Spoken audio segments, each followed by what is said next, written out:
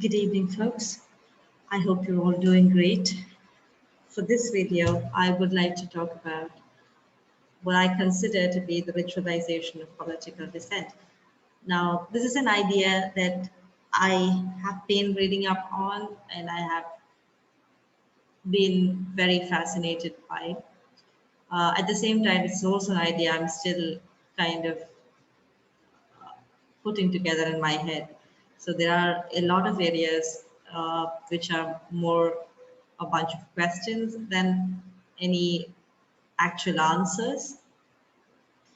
Uh, as you go on with this video, if you're watching and you come across, you encounter any other questions or ideas that you would like to discuss, please do leave them in the comments below such that we could take that up and make this whole process more meaningful and put all those ideas together for better use.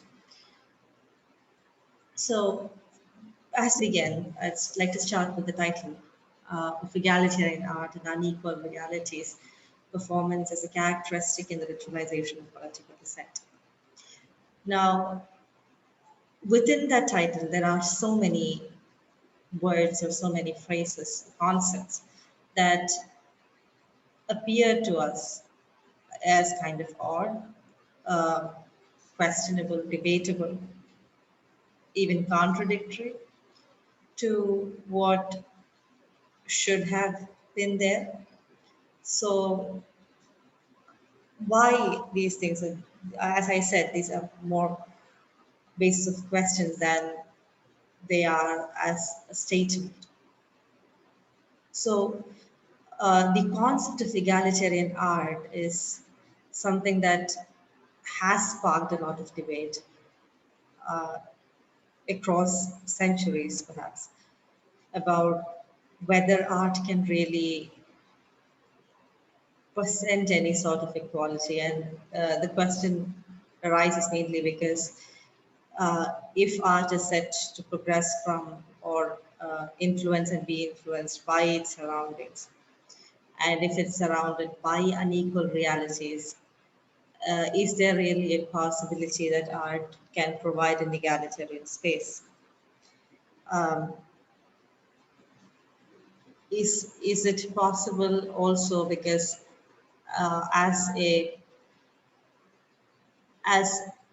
form that or as an activity that gains validation from several corners of media, and as media is often very highly influenced by the political atmosphere found in a particular place,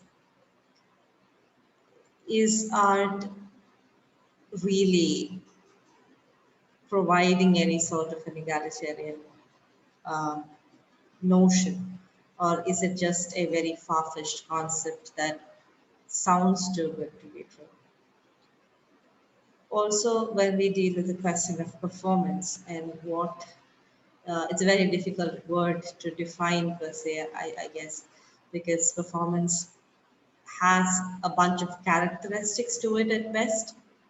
Uh, the same goes for ritual or the ritualization as such. That they are defined, or rather, they are given a vague outline by a set of characteristics rather than any rigid uh, definition as such. The reason that I gave for my suspicions towards an egalitarian art form or egalitarian art in general is also the reason why I specifically mentioned dissent as political dissent. Uh, and I'll talk more about that as we go forward. So these are some of the concepts that I want to connect and we want to try to piece together in this video. Firstly, as as an idea, as the beginning or sort of the beginning of these ideas, how do we form? Because all of these ideas come from a sense of society. They come from a sense of consensus or the illusion of a consensus, uh, the illusion of an objective, you know, standard of some sort, or an objective set of characteristics. If that is the case, then what is the basis of this coexistence? What is the basis of this construction? Or how exactly do we come together as a society? How exactly and why exactly do we live together anyway? And as we talk about living together, or as we talk about coexistence in the society, uh, why does land seem to figure as very central to this narrative, or to any narrative for that matter? Now, the reasons I think for these could start with a very oversimplified, if I may say that, it's a very oversimplified concept of how a resource could be shared, could have been shared. How did we start with that? And although today we envision, and uh, perhaps rightly so, envision that there would be a society where there is no form of violence or very little form of violence, and that it can be contained and curtailed as society or civilization progresses. In the beginning, if there is a beginning, or in the oversimplified beginning, the division of resources are more or less likely to have been influenced by the idea of strength, of physical strength, in fact, uh, combined with a sort of cleverness, as we would now refer to it, I guess. But but as we go into the meaning of these things, or into these ideas of strategy and cleverness and cunning and things of that sort, we invariably um, kind of wind up with the question of strength, or how strength can either be gained, manipulated, or put to the use that we want it to be put into. So the oversimplified version, if there are two people and there is one source of basic necessity, or the most basic being food or sustenance, and those two individuals had to, you know, uh, both had the almost equal necessity to access that resource. What is the way that the decision would have been made? And if the answer to that question is strength, how from there would we have constructed societies in general? Now this becomes harder and harder to imagine as I think about it, because the more we get entangled with the moral and ideological concerns that we have today, or understandings of the world that we have today, the more difficult it becomes to imagine what the uh, the individuals at that point would have done, because we would have to uh, forego a lot of those ideas that now seem you know, unimportant, now seem cruel or crooked or whatever, but at that point of time would have been very crucial to their survival and to their interrelation as such. In that case, along the same lines, if land assumes that kind of a significance, if the resource assumes that kind of a significance, and this man or this person who has the strength to access that resource gets, gets a better say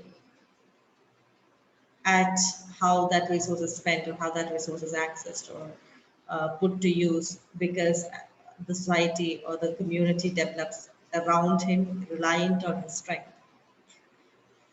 It goes without saying that most like it is his narrative that most likely sustained as well. Now, in all these cases, whether it's in the case of access to a resource, whether it's in the case of access to the narrative, the legitimacy of the narrative, as well as to a great extent the access to a sort of security that comes along with the access that they had to sustenance.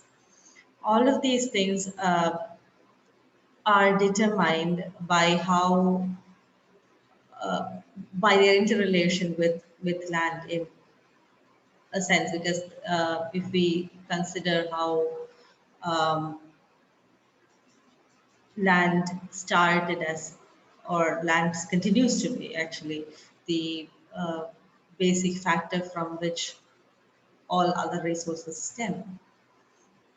I- So in that case, land becomes important, but uh, it's not merely land that becomes important, but as land becomes important, the movement upon or across that land also gains considerable significance. We'll see how as we go forward. Now, in what we have seen so far, the case of access to resources and access to sustenance and narratives, this is there seems to be three things that would guarantee that a person would be able to live or sustain himself in a society. Live being a very troublesome word when we think about how um, differently we see the concept of living and the concept of existing or sustaining at this point of time. So there is the question of sustenance when that comes up, and it is connected to this idea of land, to this idea of strength, to this idea of access to resources in general. There seems to be three things that man ideally, person ideally strives for. Sorry. So a person then will ideally strive for power, economic viability, and cultural validation. All these things, all these three things, I don't think, I personally do not believe that there is any one of these three that is more, that has more of a say as we go forward uh, in the whole process of sustenance um, than the other two or over the other two. So physical strength, not in the beginning, and consequently strength in terms of numbers or strength in terms of uh, other sorts of ability, or intellectual ability, or um, any other sort of ability, creativity. All those ideas of power uh, are very easy. It is very easy actually to look at how the idea of power influences society or has a tremendous say in how the society functions. I don't think, though, that power works in isolation. Although we might see economic viability and cultural validation as forms of that power, and just three different words for saying the same thing. But in my sense, there is that power or the physical strength or intellectual strength does not exist in isolation. It comes into effect only when it can be used to harness economic viability, to ensure economic viability. And by economic viability, I mean ensure the access to resources. Uh, and it is It is a continuous access to resources, and not just continuous, but also significant access to the kind of a significant access to the kind of resources that are needed for sustenance. Now, the connection between power and cultural validation obviously works in a lot of ways. In starting with the concepts of education, the concept of law, and the concept of narratives and legitimacy. So, cultural validation about how this power or this strength should be used. The whole concept of morality comes to us from there, I guess. So, from the person or the group of people would not have been able or would not be able to hold much sway if they did not appeal to this factor of cultural validation. Although in today's world, we look around and we say that there are so many things that, in that sense, do not make any sense. But uh, it is primarily because it doesn't make any sense to us as such. And at some level, us as in the people to whom it does not make sense, but at some level, it probably connects more strongly or addresses more strongly some of the other ideas of cultural validation that are present in the society at the moment. The for the same reason, I think as the effect of cultural validation falls on the concept of power. The effect of cultural validation may also be seen uh, about how economic viability is achieved and what sort of legitimacy that economic position has. In the capitalist society, in the current capitalist society, we often hear this sort of an axiom that uh, once we have that sort of an economic viability, it doesn't really matter as to what we're doing. Doesn't really, you know, nothing really surpasses the economic factor as such.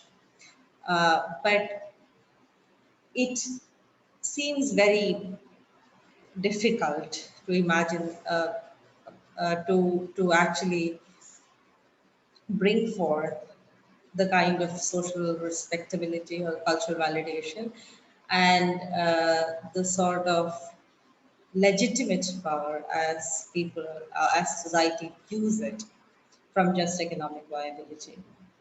Although when we push it to an extent where economic viability governs supreme, and in which case we would probably find an alternate cultural validation, an alternate method or alternate rule by which cultural validation works.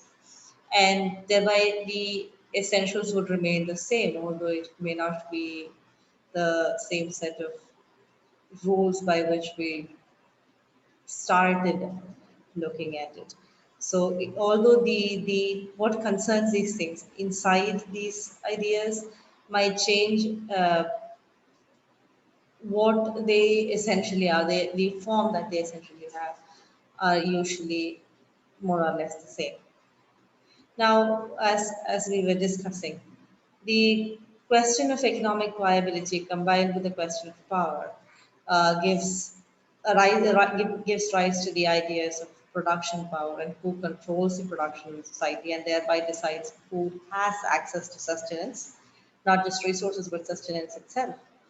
And it also determines this very interesting idea of need, because in economics, when we start off with the idea of economics itself, we talk about fulfilling the maximum number of needs and wants with the limited amount of resources. But if we look closely at it, the definitions of these words as to wants and needs can be very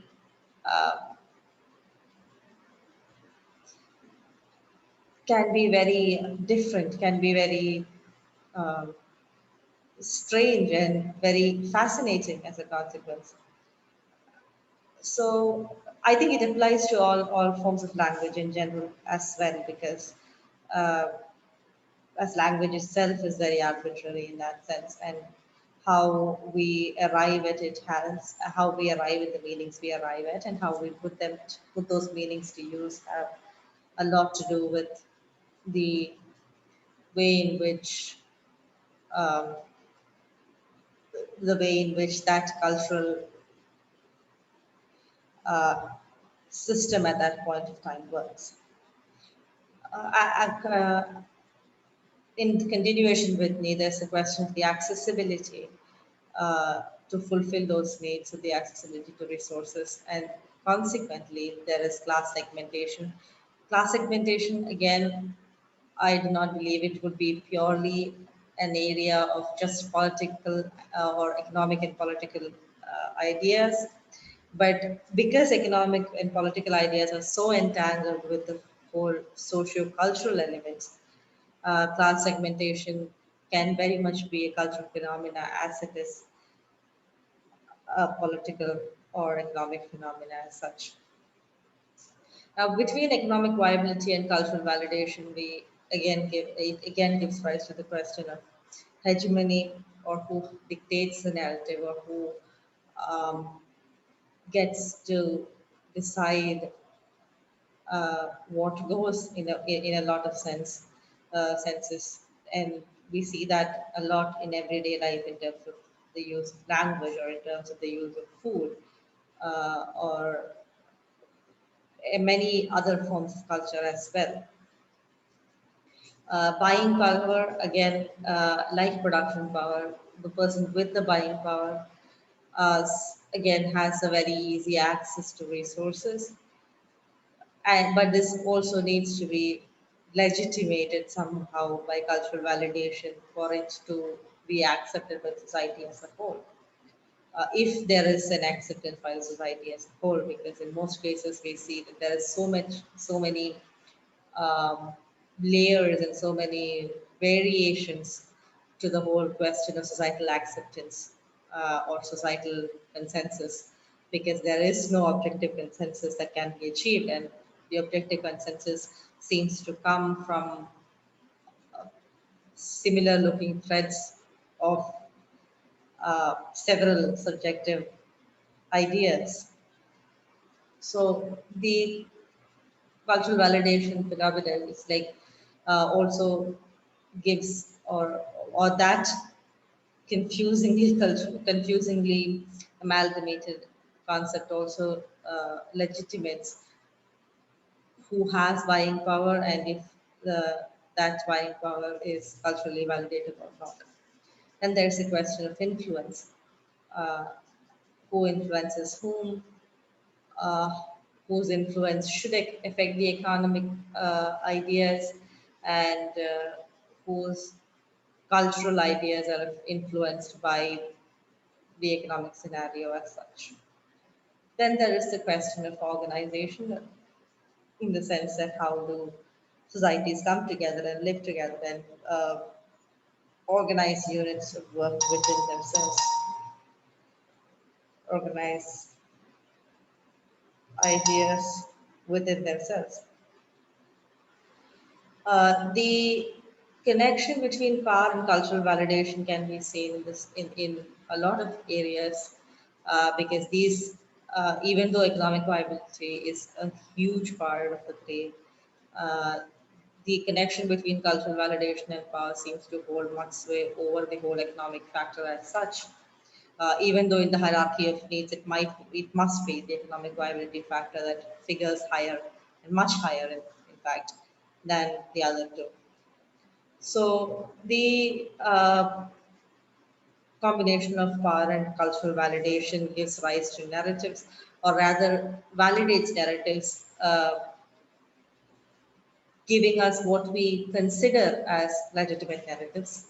Then there is legitimate history as such, uh, and how that is propagated. There is a question of education, which is a very interesting question actually. when we understand how it creates generation after generation after generation of people who follow a set of ideas, or who are really manufactured in this culture, kind of a cultural machine, to function for the social machine. Then there is the question again of legitimacy and of hegemony. Now, these factors combine to form many of the basics of what we understand of societal living or societal coexistence.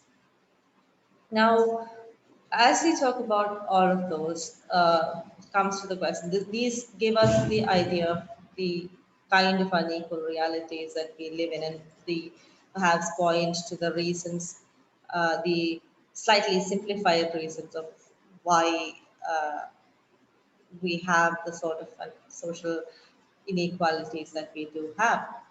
And it also points to why there might be dissent in the first place, and what exactly dissent is trying so hard to counter, and why, as much as we hate it, it might just circle back to the same after a while. If what is better, it might circle back to the same after a while, because if there has to be change, the change has to be continuous and rigorous. When there is a pause, there is invariably a stagnation. And we live in a society, or we live in societies where that stagnation is understood to be a sufficient sense of stability, contrary to scientific belief, the sufficient sense of stability that can be furthered by just letting it be. Now, why do we, or what do we call a ritual? Uh, Rituals, the word ritual actually starts with a branch, or an understanding of animal behavior and repetitive animal behavior, and what that points to, and how those behaviors are studied to understand how animals are communicating. When we come to the human aspect of it, rituals still do have a lot of repetition to them, but there is a it might be very anthropocentric to say that there is a very different reason to it, because we do not know the animal reason to it. They are also communicating, and we could very well be a little suspicious about what we do understand of their communication as of now. There is these in the human context, we see that these rituals form the basis of some of the things that we consider very intricate to human societies, such as interaction, such as coming together of communities, such as the sustaining of those communities, and a very strong, or very solid sense of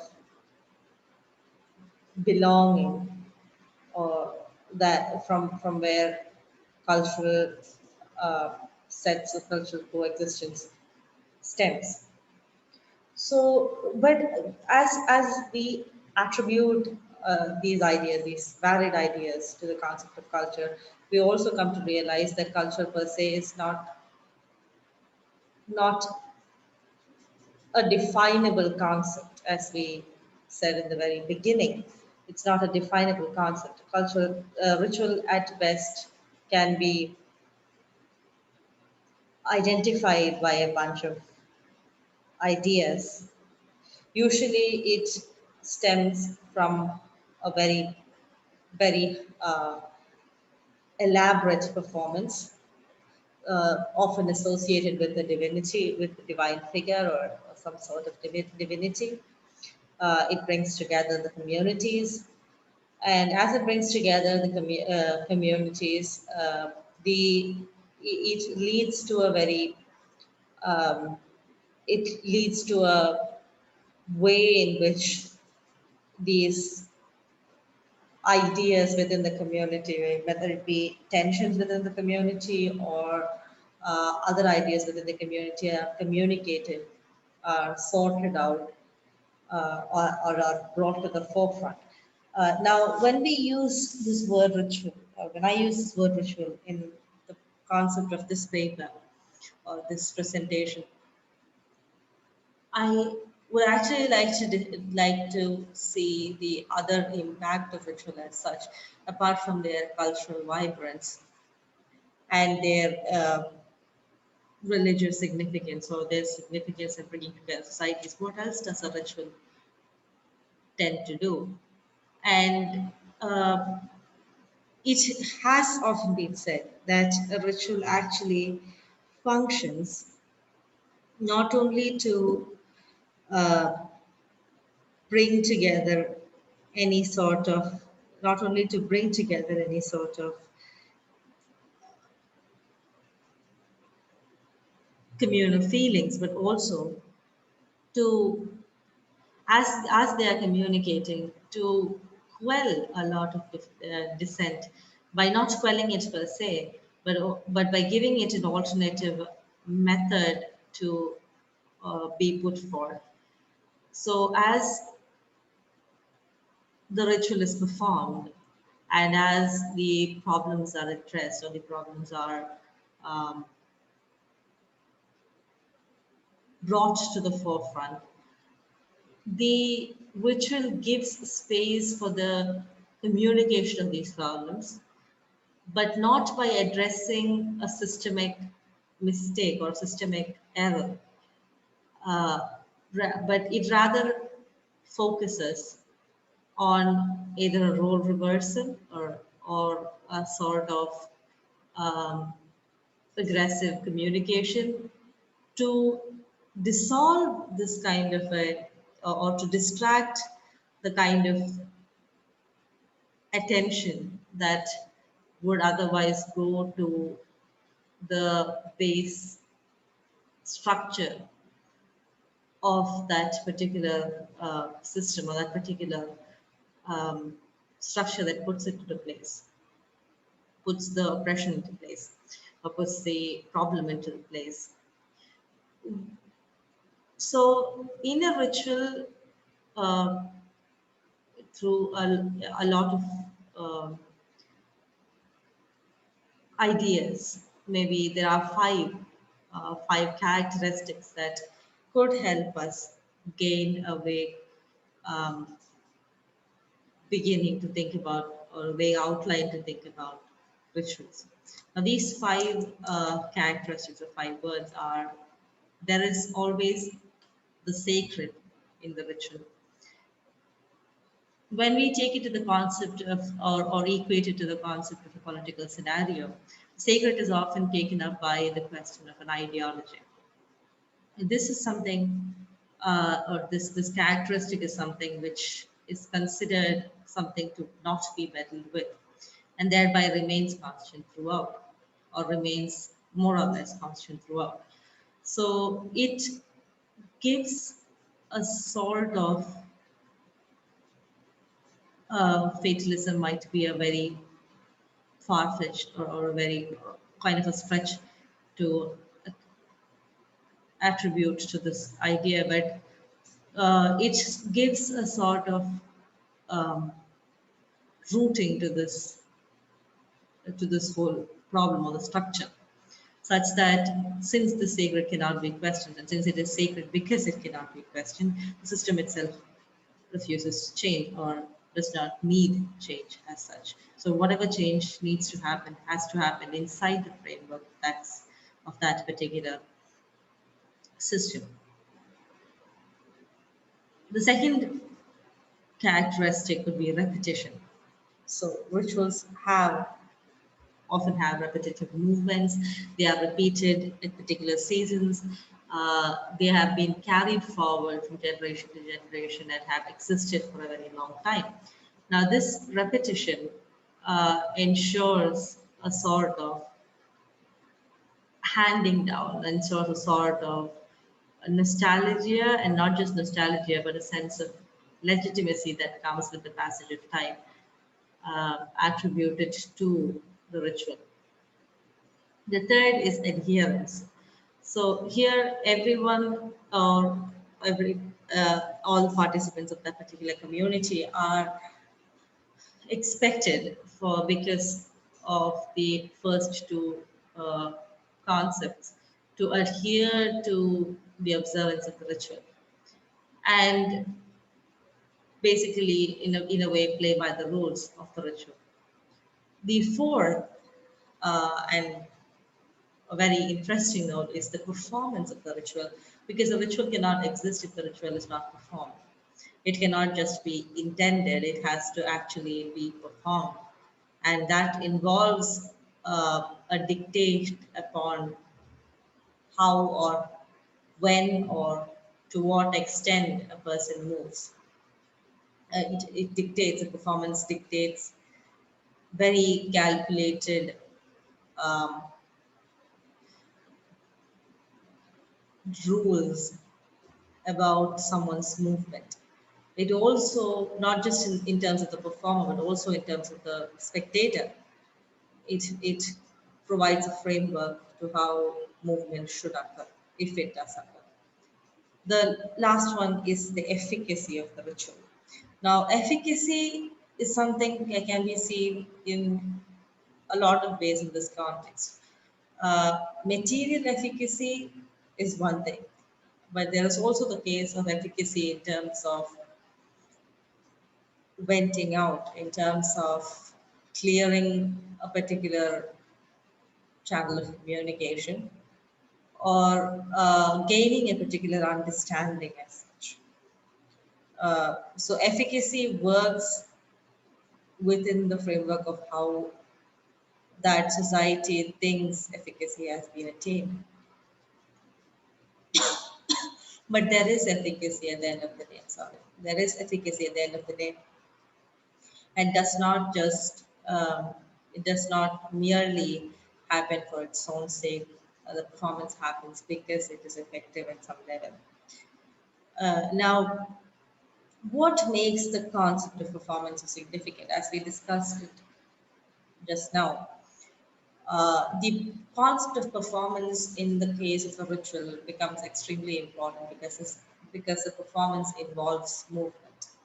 Now, in the beginning, and just in the beginning of this video, I told you that there is something about movement that becomes very central to the whole land narrative, which in itself is central to the sustenance narrative. Uh, Movement is significant because movement grants a person access to resources, access to someone else's access to resources. It gives them both a vantage point in terms of surveillance and to an ability to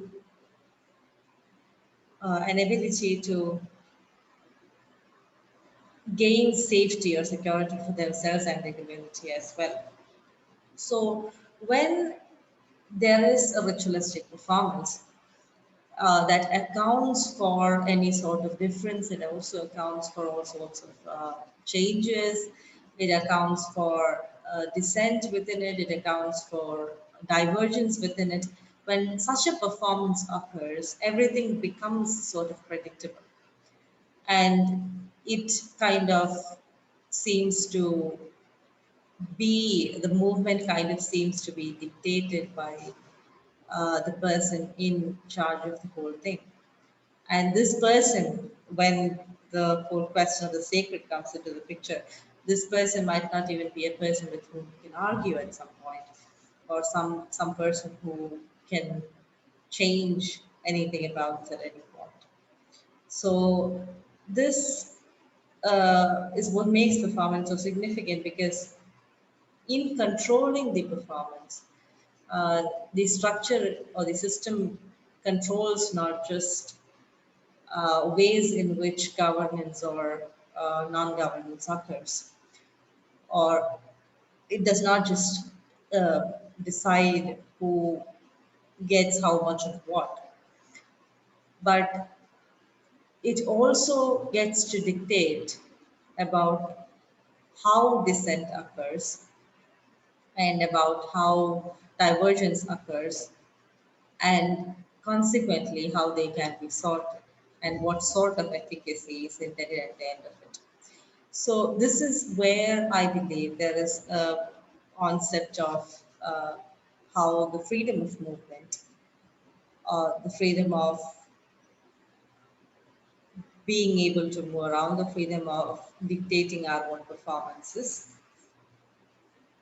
gains ground, but also where this kind of a movement or this kind of a performance being accounted for already within the fabric of political communication of that particular society makes dissent just a ritualistic process, which might provide um, for the venting of certain ideas, for the communication of certain anger, but never really alters much because it is already predicted by the system itself. So I believe the primary reason to understand this, I believe, is to understand the spontaneity, the need for spontaneity in that kind of a response. And this becomes, when we talk about spontaneity, it becomes a whole different spectrum of things to contemplate on when we say what exactly do we mean by spontaneity, and the perennial question about uh, is this the generation where there will be no spontaneity because everything is already predicted. So it gives us the sort of questions about what should be law as such and what is included in there, and how it becomes, the more inclusive it becomes, it actually leads progressively to further authoritarianism.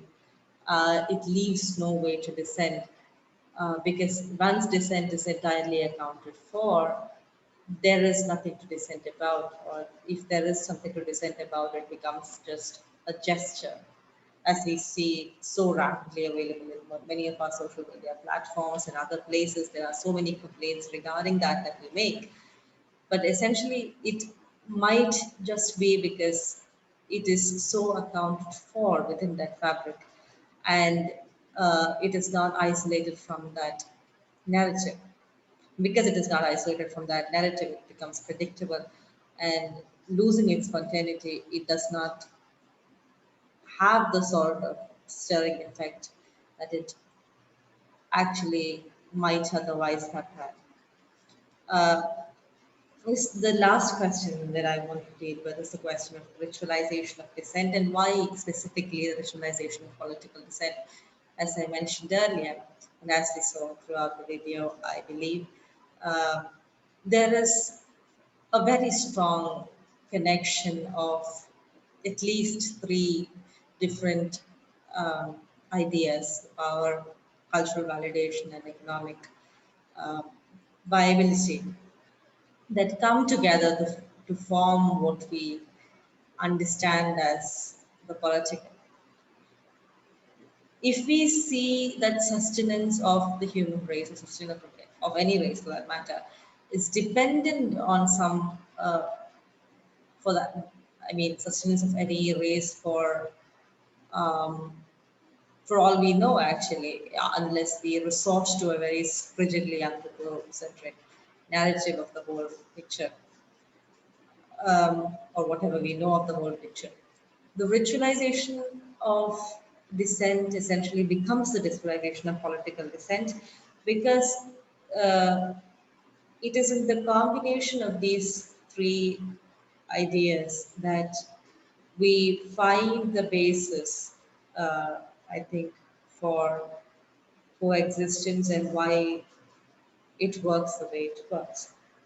So this is something that I have been thinking about again. If there are other questions, if there are other ideas, and if I have like made ideas that seem too far fetched or that don't make entire sense at the moment, please leave those ideas in the comments below. Tell me what you think about hope we've done so far. And see you next time. Thank you.